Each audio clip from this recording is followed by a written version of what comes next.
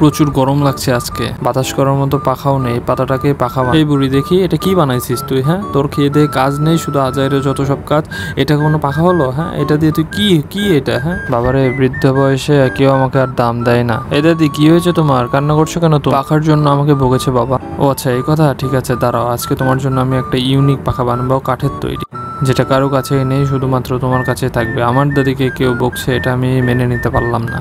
আমি অনেক কষ্ট করে এবার এটা বানাবোই, যেভাবে হোক আমার বানাতেই হবে। দাদিকে কেউ একজন বকবে, এটা আমি কোনোভাবে মেনে নিব না। আমি অনেক কষ্ট করে, অনেক যত্ন সহকারে দাদির জন্য এটা বানাবো। ফুল যেমন ইউনিক হয়, আমার পাখাটাও হবে ঠিক তেমন ইউনিক। এবার এটাতে কিছু ডিজাইন অ্যাড করে দিয়ে আমি একদম কারুকার্য, দেখতে অরিজিনাল পাখার মতো লাগে, এবং এটার পাখা এসির বাতাসের থেকেও যেন অনেক ঠান্ডা হয়, শীতল হয়।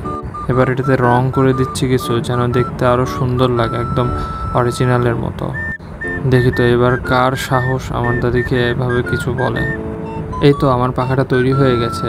এই দাদি, এই নাও, তোমার জন্য নতুন পাখা এনেছি, তুমি আর কান্না করো না। একদম ইউনিক দেখতে, তোমার পছন্দ হয়েছে? হ্যাঁ বাবা, আমার পছন্দ হয়েছে, একদম ইউনিক দেখতে, অনেক সুন্দর হয়েছে। এবার দেখি কে আমাকে এসে কটু কথা বলে।